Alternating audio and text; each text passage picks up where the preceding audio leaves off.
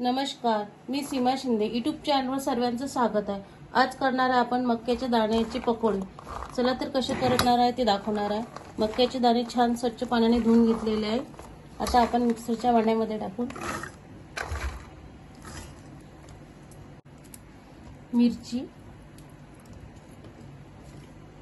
थोडा कढीपत्ता, आता याला आपण थोडं जाडसर बारीक करून घेणार आहे.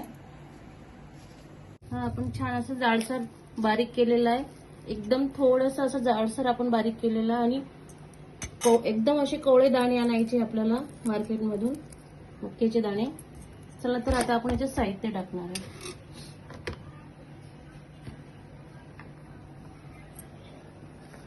थोडी हिरवी मिरची घेतलेली बारीक कट करून, कांदा,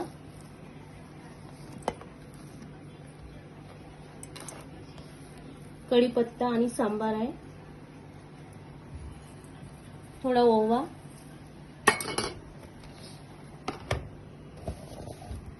चवीनुसार मीठ, हळद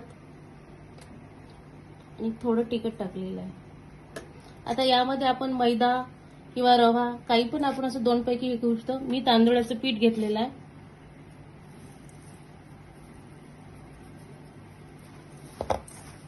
छान मिक्स करून घ्यायचं आपल्याला. हा मिक्स झालेला आहे अशा प्रकारे. चला तर आता आपण चटणी करणार आहे. दही, त्यात थोडी साखर टाकणार आहे.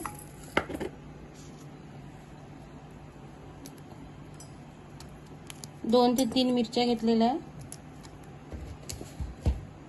चवीनुसार मीठ आणि हा सांबार. आता याला मिक्सर मध्ये बारीक करणार आहे.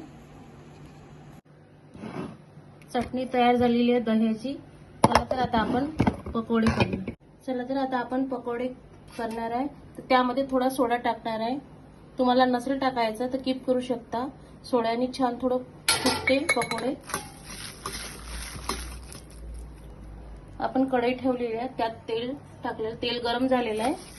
तर तेल खूप गरम झालेलंच पाहिजे एकदम.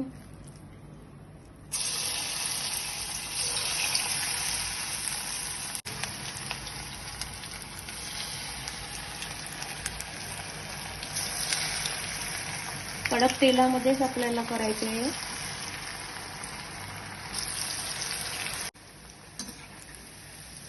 छान असे गोल्डन होईपर्यंत पकोडे आपल्याला करायचे आहे.